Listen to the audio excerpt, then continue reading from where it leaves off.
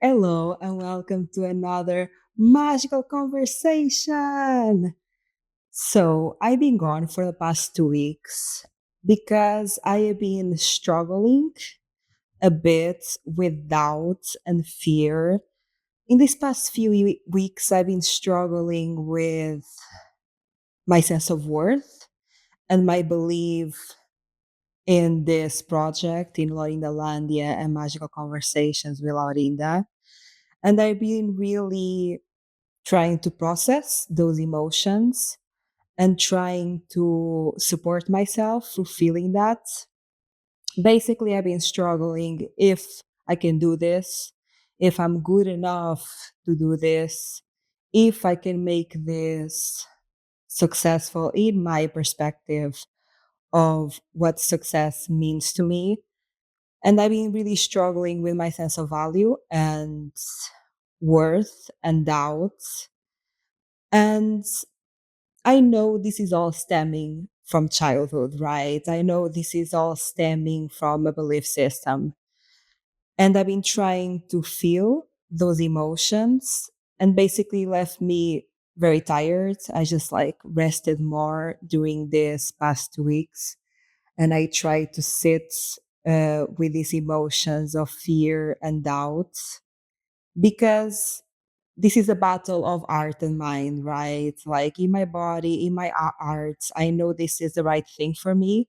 And I know this is my passion. And I know this is my dream. But I think it's very normal to doubt yourself, especially when there is so much fear mindset around it. Like, I don't feel like I can share my dreams with people because they're going to instill more fear in me. I feel like I'm doing this alone. And I don't mind doing it alone because it's very personal and it's something that is very authentic and a passion project for me. So it's not that I don't mind doing it alone, but I feel in a lot of ways unsupported. And I feel like there is not much people that I can go to or speak with about this because I feel like they just instill more fear, more doubt, more, it's so impossible, it's so hard, how are you going to do this, how are you going to do that? And I'm trying to keep my mind as strong as I can because I already have fear within me. We all have.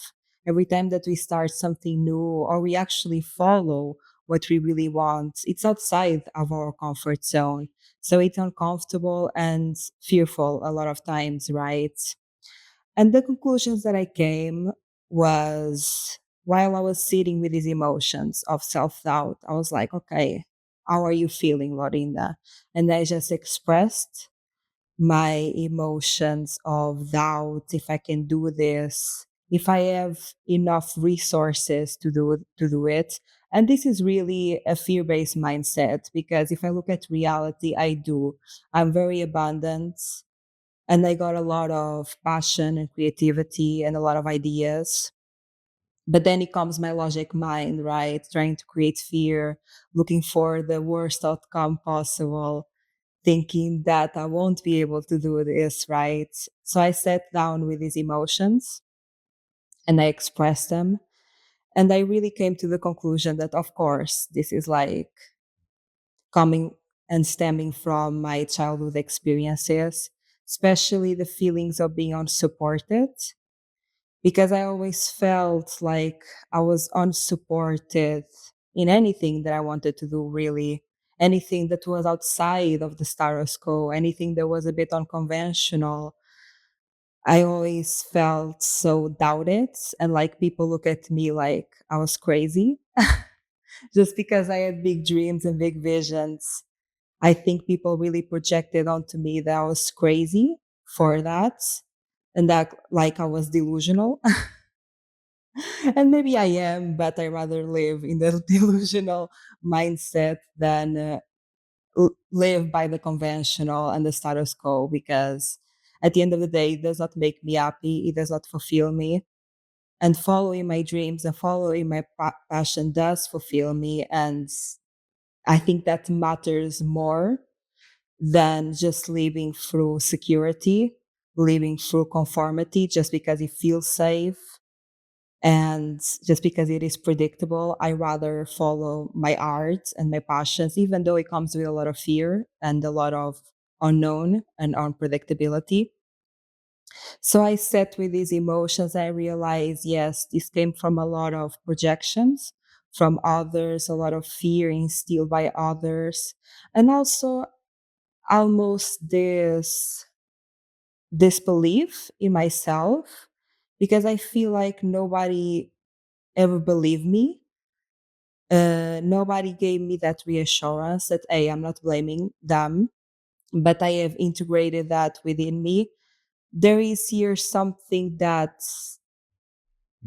I, most of the times, I do believe in myself. I'm very grateful that I do believe in myself most of times, because I already have been through many experiences where what I want to do was quote unquote impossible, and it was crazy, and I did it either way. And I went for it and I could do it. So I am very grateful that during my life I was kind of forced to face a lot of fears. And that really brought me this life experience of, okay, even if I doubt myself, even if I think it's crazy or impossible, it is possible. And I proved that to myself many times. So I'm very grateful that I have this foundation of belief. But of course, sometimes I doubt myself, right? Sometimes I have insecurities about myself, and that's totally fine. We all do. I think that's very human. And I've been trying to feel those emotions. And it really came to this sense, the root of these emotions. I realized it really came from not having support when I was a child, not having emotional support or emotional validation, because this is way beyond resources. Because I also lived with very little resources, but I think the most painful part was the emotional one. The most painful part was being constantly diminished, devalued, disbelieved, made me feel crazy. And that is something that I've been trying to heal from. So, what I've been doing is I've been expressing those fears. I've been saying out loud and writing them down exactly how I feel, even if it sounds over dramatic, even if I feel like it's a bit over the top. I express myself the way that I want to express myself. And I've been doing that, an exercise that is, I ask myself when I'm feeling these strong emotions, how would I like someone to interact with me now? What would I want someone to say or do for me in this moment? And I've been doing that to myself. For me, it's, I feel like I need to express myself. And what I feel like I need to give myself a sense of safety is validation. Like saying to myself, hey, it was hard what you've been through. It is hard what you had to experience. It wasn't easy. You had to go through a lot. It must have been so painful, and it was so painful. And also apologizing to myself, like, I'm sorry that you went through that. Because a lot of times in life, we go through hard experiences and even unfair experiences, and we never hear an apology, right? So I think it's very important to me to say to myself, hey, I'm sorry for what you've been through, even if I was not the one that caused this. I say to myself, hey, I'm sorry that life happened to you that way, and I'm sorry for these experiences. And I've been reassuring myself, saying to myself, I'm here for you. I'm here to support you. I'm here to take care of you, and also hugging myself, because that's what I envisioned when I asked, how would I want someone to respond to me in this moment? And that's what I've been doing. And I'm so grateful for all the tools that I've gathered to move through difficult experiences, because these tools for me are my foundation. Because again, life sometimes is easy, sometimes it's hard, right? It never stops being hard to a certain extent. We always face some challenges. It's impossible to run away from challenges, but learning how to support yourself during those challenges is such a powerful tool that I'm so grateful that I've gathered. And at the end of the day, this is not a complaining at all, because all of these experiences led me to have these tools. It forced me to explore myself, to understand myself, and to gather these tools of self love, self compassion, and self support. And I'm so grateful for it. And even though I'm struggling with my doubt and my sense of worth, right now is a bit better. Like, I feel like, okay, now I know the procedure. I know that I need to validate myself. I know that I need to give myself words of reassurance. I know I need to hug myself, and I can move through those emotions that way so they are not as tiring and overwhelming. So I've been doing that, which allows me to have more energy, because these past weeks, I was anxious, thinking about the future, thinking about like the worst possible thing is going to happen, thinking about the worst possible outcome. And that really tired me. But at the end of the day, I'm very grateful for it, because I've been healing some deep wounds of self worth, self disbelief, because I'm so good at typing up other people, and I'm trying to do the same for myself. I'm so good at saying, like, you can do this.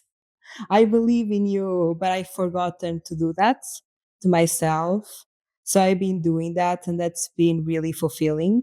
And it's really been helping me manage this fear and doubt. Because again, having fear and doubt is human. We never stop having it, right? It's very normal and it's very human. And it's not about stop having it, because if we stop having it, we are rejecting a part of us ultimately, because this is just a part of life, right? And a part of the human psyche. But learning how to move for it, I'm very grateful that I'm gathering these tools. And also, this fear and doubt is pushing me to take a risk that I was thinking of for a long time, but I did not have the courage to do it. And now it's not that I don't have the courage, but the fear is leading me to do it. Again, I think a lot of times in my life, kind of this sense of fear and desperation almost led me to do things that I wanted to do very outside of my comfort zone, with very little knowledge and very little understanding of how it's going to turn out. And when I look back in life, I'm very grateful that I did it. I'm very grateful that I was pushed to that point. I'm very grateful that I had that sense of desperation, because I feel like that sense of desperation really brought me to a life that I could only imagine and dream of. A life that, again, I thought it was impossible, but was really not. So I'm very grateful for my sense of desperation. A lot of times when I share my story with people, they tell me, you are so brave for doing this and doing that. And I tell to them, thank you for calling me brave. I don't quite see it like that. I see it from a point of desperation. And I find it really interesting, like the dichotomy between desperation and brave. What's the line? Right? Because if you're doing something outside of your comfort zone, why are you doing it? If you are uncomfortable in your present moment, if you are unsatisfied with your present moment, I don't know, maybe there are some people that do things and take risks even if they are comfortable in their present moment. I'm more driven by desperation. Maybe that's because that's all I know and that's all have experienced. Because if it wasn't for being so unsatisfied with the life that I have, and if it wasn't for being so uncomfortable with it and being a place that I really did not want to be, I will not have pushed myself to actually follow what I want, to actually dream big, to follow my dreams instead of following the path that was laid in front of me, because the path that was laid in front of me was not a path that was happy. I was not satisfied. And I think that's a big reason why I took so many risks that led me to a very happy place. Even though that I struggle, like I look back and I think I'm so grateful for all the struggle. I'm so grateful for every hard time because yes, it's hard. It is difficult to feel these emotions. It is difficult to go through these experiences, but they always led me to the place that I wanted to be. So exciting things might be coming soon. I'm working in exciting things in expanding Laurinda. Again, I only like to talk about things when they are done. I don't like to share when they are still in the process. But hopefully soon some exciting things are coming. Another subject I like to talk about that I also went through the past 2 weeks that also kind of tired me and I spend a lot of energy, mental energy on it is when you meet someone and they trigger your attachment style. Imagine I met a person and meeting a person. This is like very not meeting at all. You feel me? Just like speaking with a person for a short amount of time, and this person trigger my attachment style. I'm trying to be a recover avoidant attachment style. So basically, attachment styles is a way that you connect with people and connect with intimacy and connect with love. I think you have like the anxious attachment style, the avoidant attachment style, and the secure attachment style. I think those are the threes. I'm definitely a recovering avoidant. I like to think that I'm recovering. Basically, the way that I dealt with like relationships or every time that I felt like some sort of intimacy and love, and I think this goes beyond people. I think this relates to anything that I love, even if it's a project, even if it's something that I'm doing. I have the same dynamic with it. Basically, like when I meet someone and they clearly don't care about me, they clearly are showing no interest. They are giving me nothing. I chase, right? And when somebody is actually giving me something and being there for me and showing me emotional support, I run away. And that's for me, it's avoidant attachment style because you are avoiding intimacy, because you are searching for people that are unavailable and running away from people that are available. And during my life, when I was not aware of this, if someone would trigger this in me, you'll be like, when you meet someone and people say things like love at first sight, you feel like the butterflies in your belly, and there is a lot of romanticization of this. For me, I realize it's actually a red flag. Again, nothing personal to the person. This has nothing to do with the person and has everything to do with me. It has nothing to do with them. But when you meet someone and you barely know them and you have this like strong um draw to them, like you want you obsess over them, you think about them, you spend so much mental energy thinking about them and thinking how they are like. And when I was younger, I was unaware of this dynamic. I would chase like these people that will give me that obsession in my mind. I'll spend like so much energy trying to chase them, trying to make them love me, trying to prove my worth to them. And I would chase them. And even if I got in a relationship with these people, like it's such bad. They were so bad. They were so toxic. They were so unhealthy. And I just learned with life that when I have that pull to someone that I don't know, I think it's different when you know somebody. I think it's different. And I think that's more of a secure attachment when you get to know somebody, maybe you are friends, and then like you get this draw to them, right? You feel this pull to them after you know them. I think that's healthy because you actually know them. You're not creating an expectation of them and projecting basically your wounds and your expectations onto them. And I learned to not chase, even though that I want to.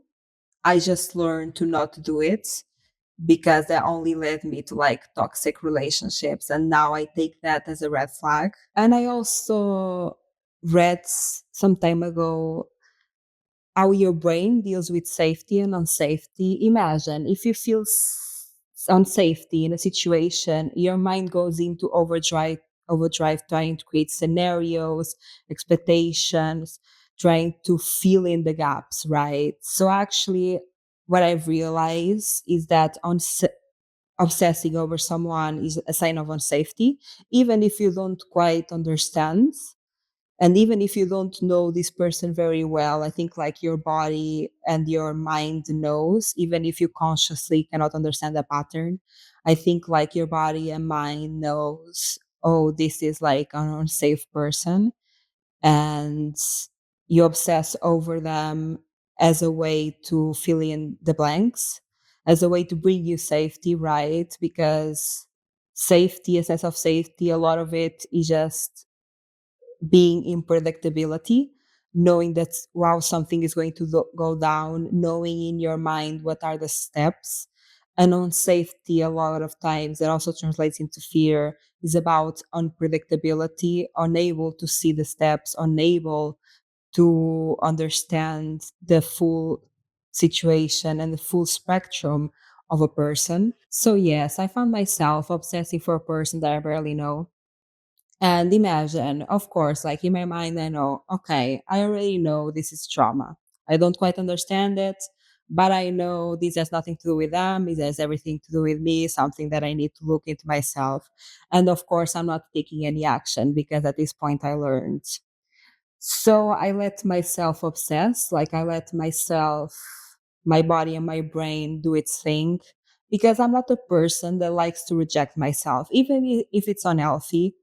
I kind of like to, okay, let it run. When I'm tired of this, I'll face this. When I am exhausted of doing this, I'll face this because I'm not a person, I cannot reject myself. I cannot create that sense of control within myself, and I don't want to. I kind of want to be freer for my body and mind to do what it needs to do, to process how it wants to process, to do its thing. So I kind of obsessed over this person for like a week or two. And again, this is just in my mind, knowing fully well that this is like a wound within me, like knowing fully well this is just a projection of my wound and my ego.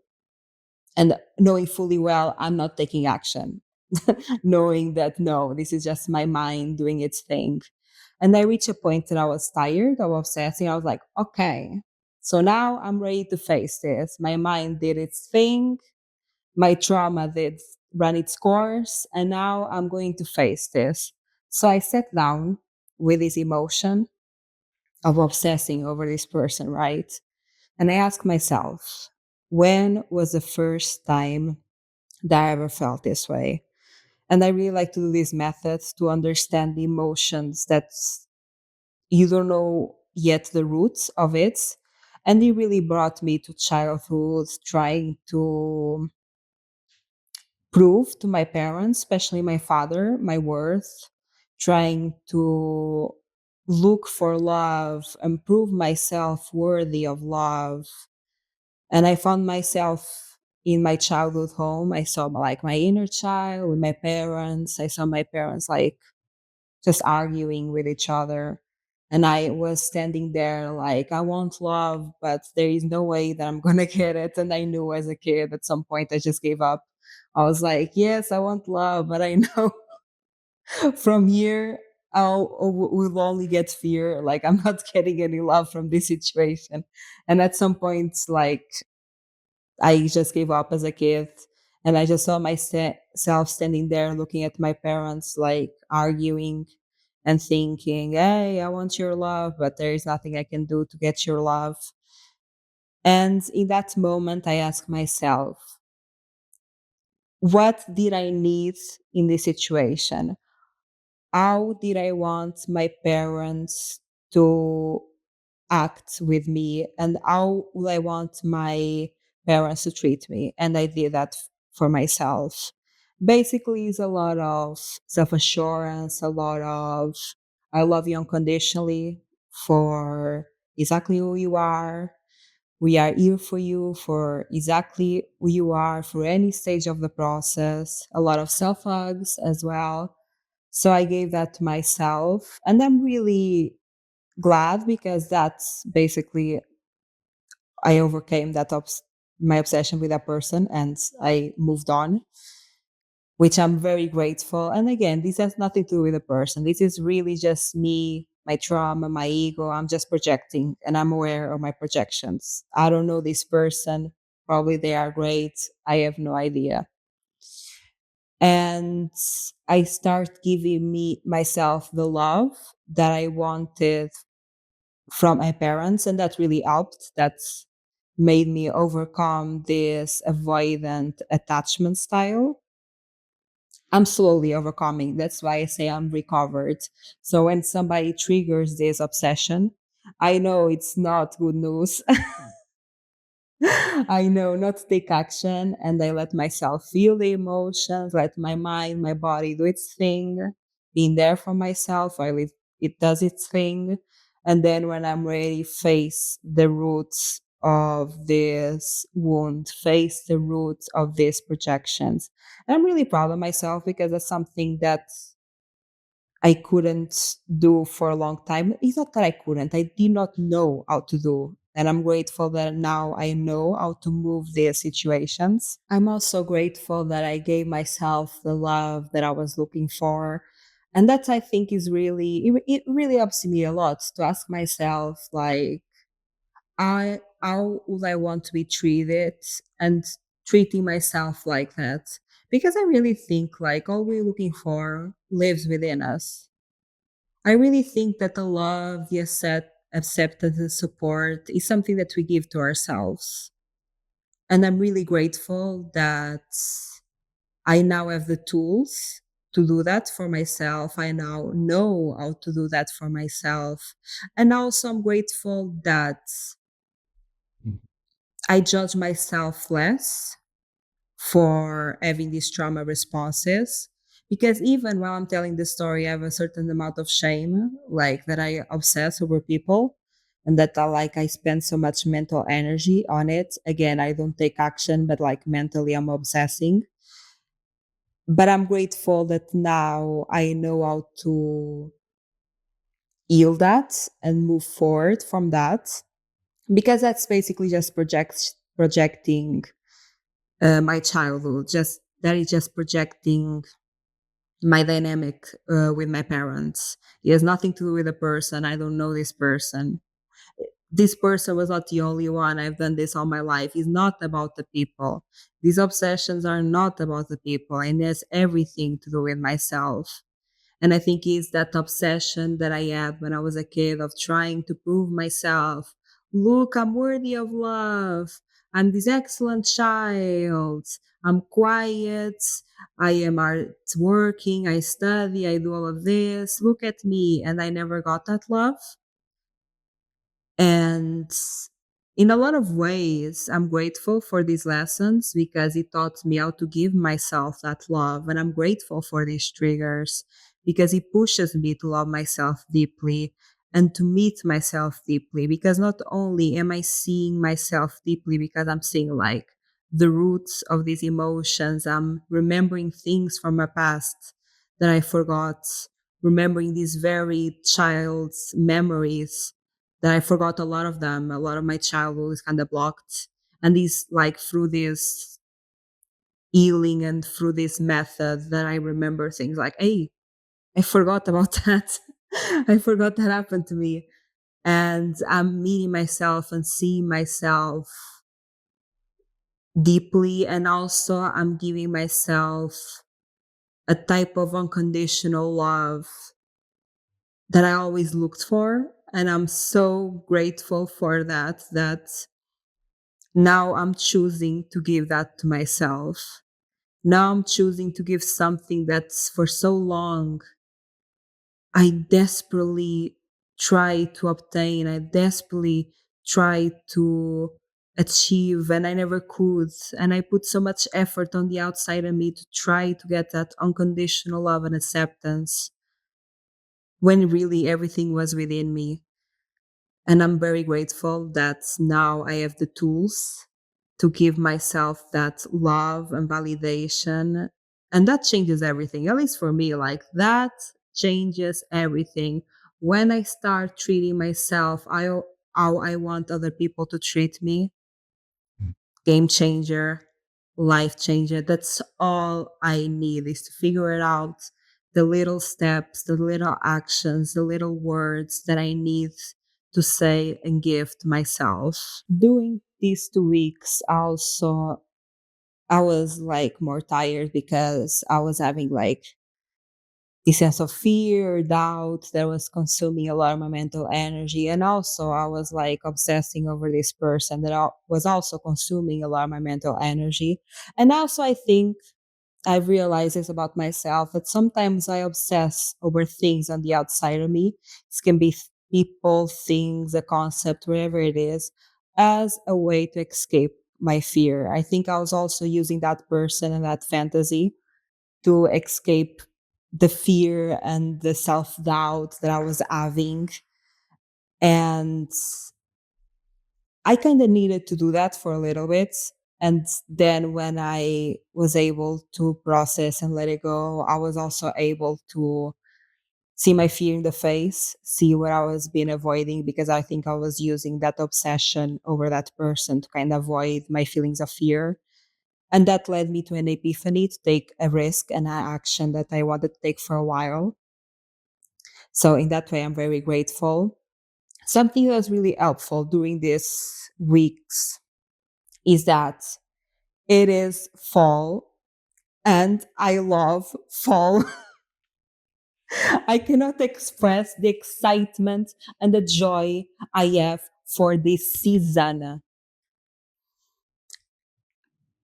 For like the spring and summer, I did not left my house too much because imagine, yeah, the sun is nice. I like the sun, but like for me, there are too many people outside, like too much stimulation, too many people, and that's yeah, people. I have a difficulty in feeling safe with people.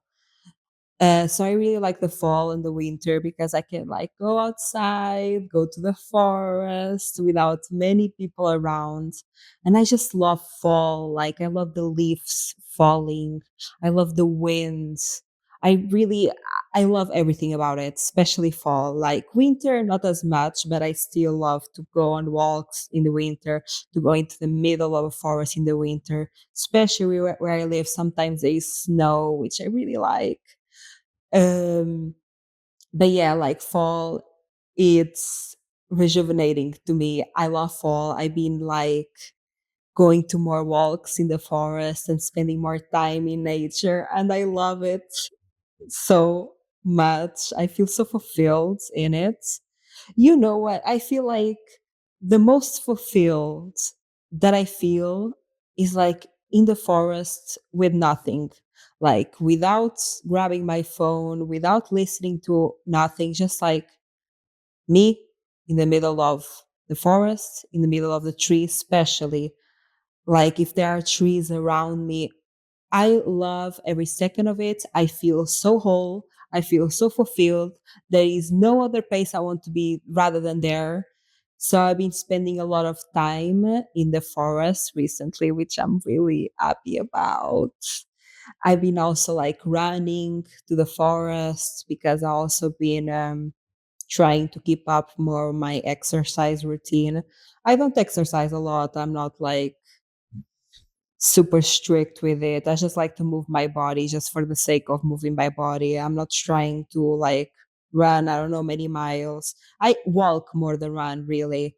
I just like to move my body a little bit, be in nature, and that has been really good for my mental health. And it's been really good to grounding myself and just to like enjoy life. Like I enjoy the most when I'm in the middle of trees I feel like when I am in concrete, like concrete walls around me, like I feel this restlessness. Like I feel like I know, like something inside of me is not like satisfied. Like I need something more. And for me, the more is trees around me, is being surrounded in nature. So that has been really great. I've been loving fall and I've been trying to appreciate this season as much as I can because it quickly goes to winter and quickly like the trees have no leaves. Quickly like there is no green or yellow or orange. So I'm really trying here to like enjoy the most of fall that I can. And yeah, those has been my 2 weeks and the reasons why I've been a little gone for magical conversations. Today I want to like share a story that is very peculiar, and this is one of the stories that I look and I think to myself, my life sometimes is a movie. Sometimes I don't even know if I'm living in reality. Like this is a story that is very peculiar, and but it really defines who I am. It's really something that was defining of the person that I am today. And basically, it is a story of my grandmother. I loved my grandmother. She was not a perfect person. Nobody is. But for my family, like she was the only one that showed some sort of empathy. Not perfect at all. She had her imperfections. Everybody does. But like from the people around me, she was the one that showed some thread of empathy and kindness. So I really loved my grandmother. I still do. She's not longer with us, but of course, like I still love my grandmother. And she was really a saving grace of my childhood. She was really someone that gave me a lot of hope. And it was like some sort of escape to what I was living. She was really someone that I found solace in, even though that I didn't rely too much in her because I did not want to put that pressure in her. I think it all comes back to the sense that I feel like I am a burden, especially in childhood. So I did not want to ask for things that I could do it myself, just for the sense that, you know, that belief that I'm a burden. So I don't want to burden people. So I never like I tried not to rely too much in her, but I loved her and I loved every day that I spent with her. And I have such fond memories of her. Basically, my grandmother, she was a witch. And this is something, imagine, I grew up with this. So for me, this is quite normal. But when I start growing up, I start telling people, yeah, my grandmother is a witch. She makes spells. And she reads cards, and people like start looking at me sideways like, what do you mean your grandmother is a witch, and like very scared of her. But because I grew up with her, that was very normal with me, and because she was such like a kind figure in my life and someone that I really really loved, like I did not saw being a witch as something from the devil or evil or whatever, yeah, prejudice there is around it. I saw it as quite normal, and I saw it, yeah, as normal. I did not have many prejudice around it. But of course, I start to grow up, and people are like scared of that, and like, what do you mean your grandmother is a witch? That's the devil. Also, my parents were like the same. They had the same rhetoric. Imagine, okay. So my grandmother was a witch, and what do I mean by this is that she read cards.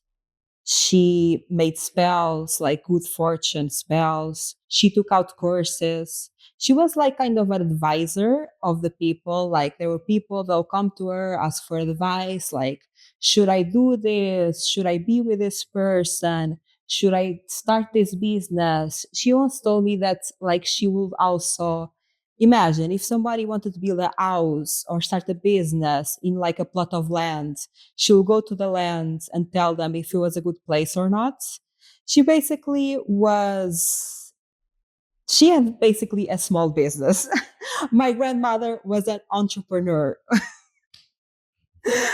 And imagine this is like she's an old lady in Portugal. So she had absolutely no advertisements, nothing like on newspapers, no websites, no, nothing. Like her business runs slowly on word of mouth. And she had people from all over Portugal and even Spain. Like she'll sometimes people pay her to go to Spain to like take out some spells from a place. Like if they felt like a place had like bad energy or it was like cursed, like she would go there and take out the spells and basically help people and guide people. And like from all over Portugal, people come from all over Spain as well. And this year was only from word of mouth. So my grandmother had her little witchy business. And imagine, she never taught me anything about it because my parents were religious. I don't know what's like the religion that they practice in Portugal. I don't know if it's Catholicism or Christianity. I don't know the difference between them. I do not understand. But they were one of those two. The one that is most common in Portugal. I think it's Catholicism. And they had I think a very normal belief that witchcraft is the devil, it is evil, rah. But imagine, I never liked, personally, not judging anyone, I never liked the church. And I never felt in my body good in the church because since I was a kid, you can not tell me what to do. I I followed the rules because I was in a very control household, but I can follow the rules in action, but in my mind, you cannot tell me what to believe in. Since I was a kid, I was very rebellious, not in my actions, but in the way that I thought. Like the way that I think, I need to come to those conclusions from experience. You cannot tell me what to think. And I never liked religion, not judging. My grandmother was a witch. I am nobody to judge anyone's faith or belief. I respect everyone's belief and faith. I also grew up with some like crazy belief systems. But for me, I never liked the church because it was always like the world is this way. Because, yes, I have an issue with just taking something at face value. I need to understand everything behind it. And I think because they never gave me a good explanation of it, I never vibed with the church. I hated going to like the masses because you like usually you'll go to church like on a Sunday and my mother would force me to be there and I hate it. And I don't know why I hated it so much. I just knew that my body, it was like my body was screaming from the inside. The best way that I can describe it. And I still have this feeling with like people that I feel like they are very shady. And again, I'm not nothing against the church. This can also absolutely also be the people around me during that time. Like this feeling that my body gets is like I just want to scream from the inside and get out. And I don't consciously or rationally know why. But for example, in the rest of my life that I felt this in my body and I follow it, I've escaped some crazy situations. There are a lot of times in my life that maybe I left early a party or I did not want to go to this place and consciously there was nothing going on, but I chose not to go or I chose to leave early and then something bad will happen and people are like, Laurinda, like how did you know you were so right for leaving? Like you escaped this. And that's the feeling that I get is like screaming from the inside, like my body is like, ah. And me personally, I never vibed with the church, not judging anybody. But because my parents were religious, they were like, witchcraft is the devil. And basically, they told my grandmother, do not teach her anything about this, like, do not explain, do not show, stuff like that. And my mother, a grandmother, never did that directly. She did not do it, but I was always very observant. And I like to read in between the lines.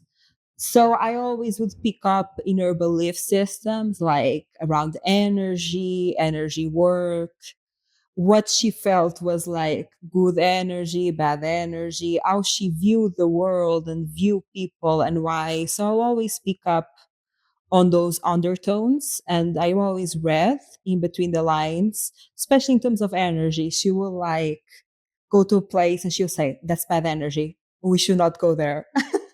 Or it's like she will go to a place, I like this place, they are good energy, or these people, they are good energy. And I always also like my grandmother had a special room in her house where she had all these saints and plants and all of this like little statues of things. And she had like type of rituals. Like she had a saint with water where she put a coin, and that's some sort of spell. Or imagine if if I was going to do an exam, or if I was going to do something that was important in my life, she'll give me bay leaves to put under my shoes because she'll tell me that is like good luck, and she'll tell me you'll pass. This will go like all right, and she would give me like bay leaves to put under my shoes when I like was taking a really important exam. She would light candles for me and give like prayers to me. And she never taught me directly, so I did not learn anything directly spiritual from her. But of course, I read in between the lines. My journey with spirituality, again, I was a kid.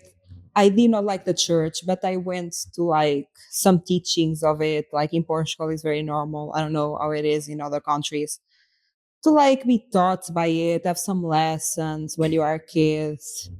And I had some teachings. I never liked it, but also like I did not believe that witchcraft was the devil because I saw my grandmother and I was like, she's the best person in this family. Like you are telling me that this person, the person that shows me the more empathy and love, is doing all of this and is being evil and all of that. Like I did not quite believe them. So I never thought as witchcraft as the devil because I knew my grandmother, and actually she was the kindest person in my family. And the people that were telling me that's like witchcraft was the devil were honestly evil people. There were people that I found that had no empathy or love or care, compassion for others. So I never saw it like that. But there was a lot of fear that my family and my parents instilled within me about that. And also not only my parents, like society. There is like this whole thing that witches are the devil, witchcraft is evil, da. So I never explored it as a kid. However, I always had a strong sense of intuition in the sense that, and for a long time, I thought this was normal, and maybe it is normal, but I always connected, for example, my thoughts to reality. If I thought something would happen, will happen, it will happen. If I think tomorrow this is going to happen, it will. If I believe it in my core that this is going to happen, it will. And I remember being a kid and like kind of testing this. And this was really like me without conscious awareness of nothing. I was just like playing with my mind, testing my mind, right? I don't know, I'll put an object in one place and I'll think tomorrow this object will be in that place. And I'll wake up tomorrow, that object will like change to that place. I'll say to an object, this tomorrow will disappear. And the next day that object will disappear. And I did like things like that, not only with like objects when I was a kid, like with toys and stuff like that, but also with people. Like I'll think, okay, this person is going to do this tomorrow and they will do it, and until this day, I don't know, probably it's like my intuition telling me what is going to happen. And for me, this is like quite normal. And I don't know how other people think and how their reality is. So for me, this always always quite normal. But that was like when I was a kid, the bare minimum. I did not thought there was nothing special. I did not see it as nothing related with spirituality, right? And I start growing up. I grew up without a belief system, without a faith, because again, I don't like the church. I don't believe in much, I grew up very rationally. And when I was 18, 19, like I started to notice the strength of my intuition. I started to like guess random stuff, guess random numbers, random events, like the signals, like would have like these synchronicities that were really strange, but they would tell me what was going to happen.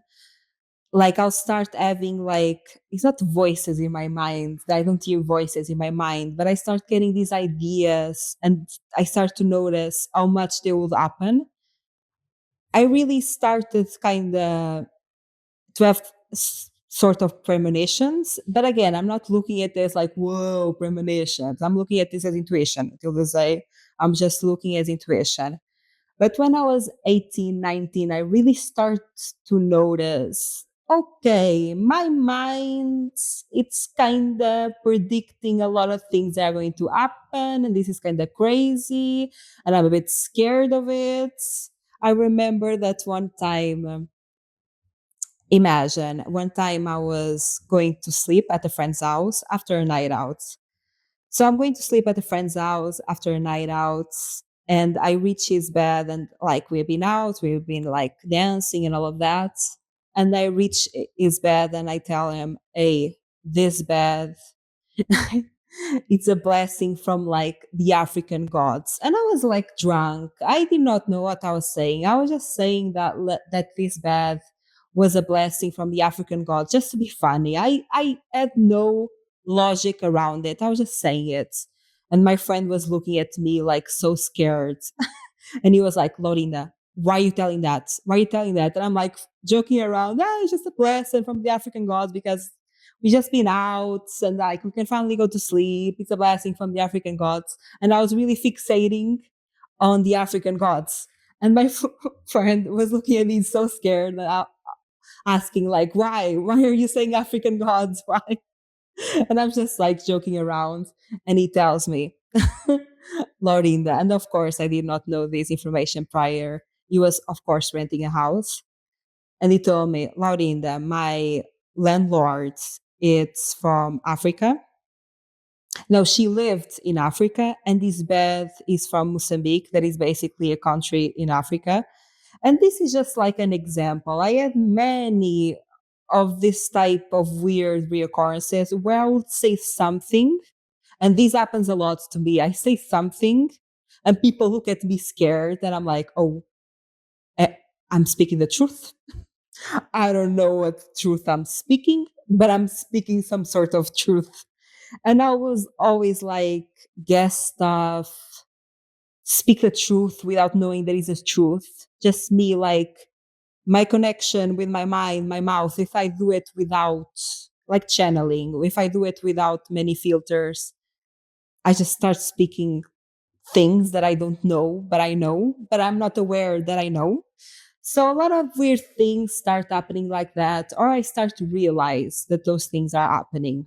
But again, I'm kind of scared of this. I trust my intuition, like in my inner world, but I'm not showing it to people.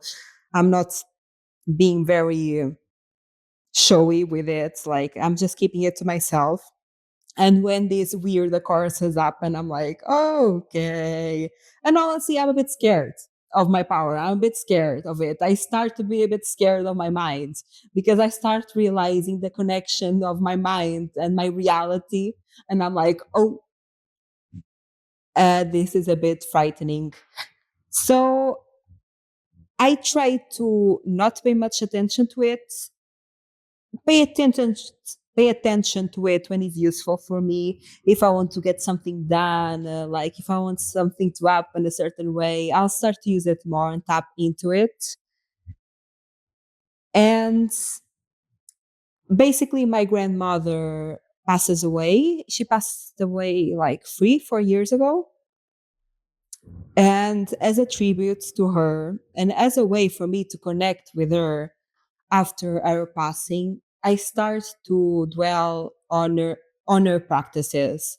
I didn't know a lot about how she practiced her faith, so I just did what I knew, that was the cards. Basically, like my grandmother made a set of cards, she made her own set of cards.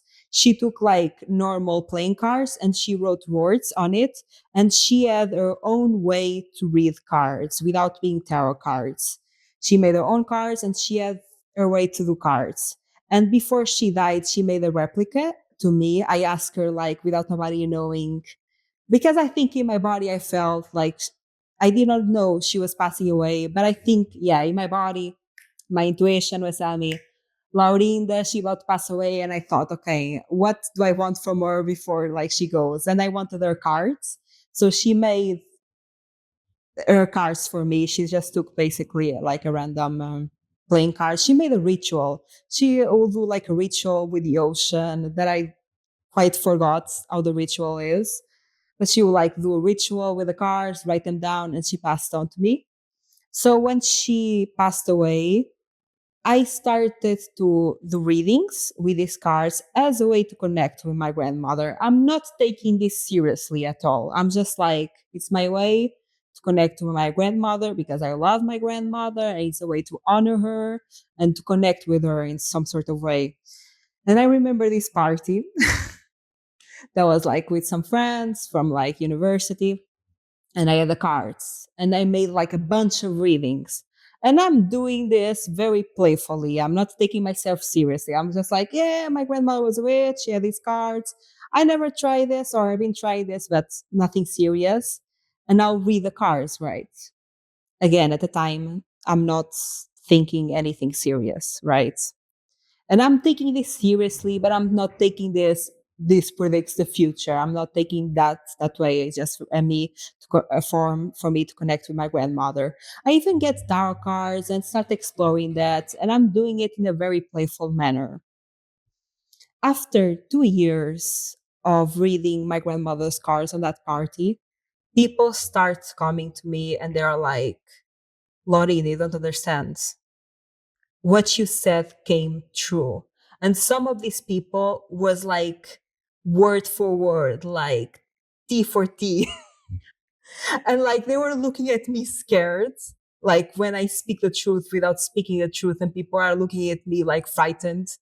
And they were looking at me like, Laurie, you don't understand.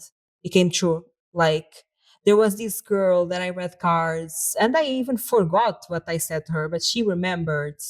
And like every little detail that I said came true. And I was like, oh, okay. Like until now, I was doing this very playfully. And I respected it, but I was not taking it that seriously. After that moment, I was like, okay, maybe I start taking it more seriously. I don't take it fully seriously, but I do take it, okay, there is something here. And I think this is all about trusting my intuition more and trusting like my body and what my body is telling me, and like doubting myself less. I even have a tarot channel. If you're watching this on YouTube, my tarot channel is linked in the description. So I implemented more spiritual practice for my grandmother, like reading cards. I also have an altar with some things of her as well. I also like to make spells, and my form of making spells again is nothing. I'm not looking at myself as all powerful, almighty. No, for me, I like to do spells like under full moons and new moons, and this is not crazy spells. Basically, for me, spells is a method of healing, but with more fantasy and playfulness around it. Because I think I correlate these practices of quote unquote witchcraft to such a soft part of my childhood, like related with my grandmother, and to a part of my childhood that I actually enjoyed. And for me, it's a way to connect with my inner child, is a way to bring more fantasy and more playfulness into my life. Like for me thinking that I'm a witch is like a kid thinking that they have powers, you know. For me, it's like my inner child, like, "Mimi, I'm a witch," thinking that I have like powers and I'm making like spells. For me, my spirituality, I don't take it very seriously, even though I know sometimes, a lot of times, it can be very accurate, which scares me a little bit until this day. I'm working through it.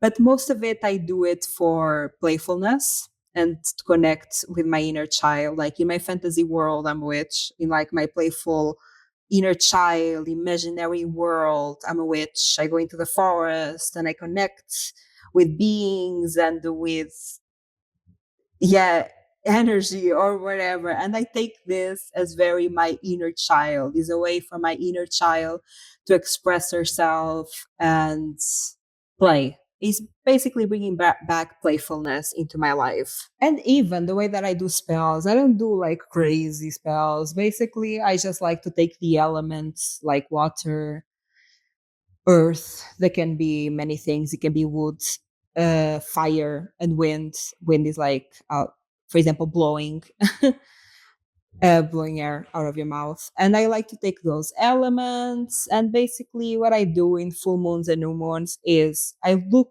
to how I am feeling and I make basically a spell for healing. All the spells I make is just like another healing method. It's just another way to look at my experiences and heal from them. But it's kind of a fun, playful way because I'm not taking it that seriously. I am, but at the same time, he has an air of playfulness around it. So usually on full moon and new moons, I look into myself. I'm like, hey, how are you feeling? For example, if I'm doubting my sense of worth, I'm like, okay, let's make a spell for you to gain a higher sense of worth. And my spells usually is like I light a candle, I write in a paper, like low sense of self worth. I burn the paper. I'm like, I let go of my low sense of worth. And I put the paper into like water. And I just do things like that. I don't take it very seriously, even though that I know that it kind of works, but it scares me to know it kind of works. I don't fully understand it. So there are parts of it that it kind of scares me how much it works. I also like to manifest. I like to write down like dreams or visions that I have for myself. And I do it very, yeah, for me, it's a space to play. I don't take it very seriously. It's a space to play. And for me, it's a space to also explore my psyche, my intuition, because I understand how my intuition is accurate because of my life experiences. I understand how much my intuition saved me and how much I was right about things that I was not even aware that I was saying something right. Like when I channel, a lot of what I do is like channeling.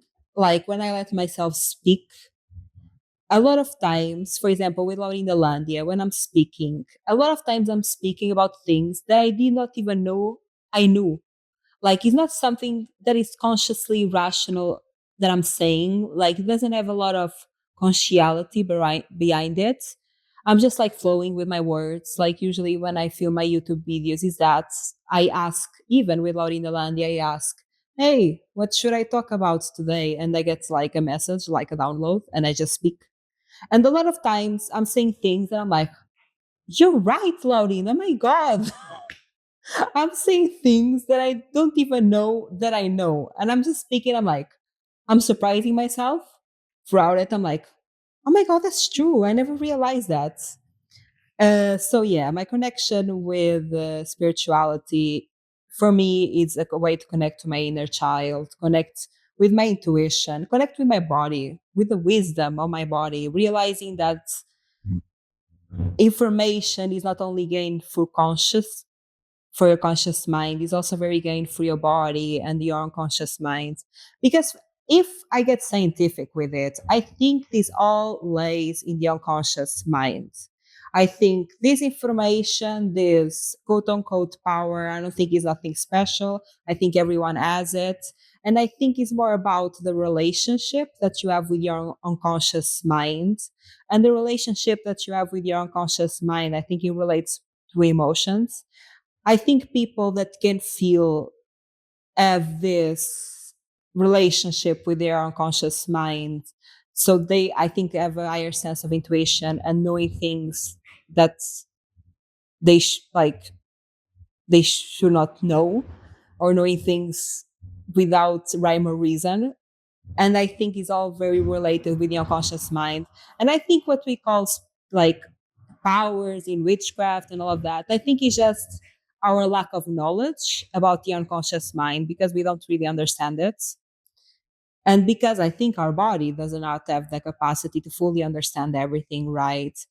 I think there is a lot of information and wisdom that we have in our bodies because our bodies have been here for so many years. Our bodies come from nature. This is not only information from being human. This is information from being nature, being trees, being grass, being dirt, being water. I think there is a lot of information here that we cannot consciously process, but our body knows even if we don't understand. I have this saying that is, you know more than you can begin to understand. So I think there is a lot of information that our conscious mind cannot comprehend, but our unconscious knows. And what I mean by our unconscious, I mean by feelings in our body, emotions that we are having. And I slowly been tapping into it as a way to heal and to trust myself more, because I've realized, okay, there are a lot of things I was right about, and my intuition saved me from a lot of like experiences, and I knew what was happening without even knowing. And I think I doubted myself a lot of times, and now I look back and I'm like, you were right. Even if nobody understood, even if you yourself did not understood, you were right. So yeah, like for me, my spirituality is my way to play. It's my way to connect with my grandmother, a very loving figure in my life. I don't take it too seriously, but at the same time, I know my intuition is strong. But yeah, I'm grateful for these past 2 weeks. I'm grateful for the fear, the doubts.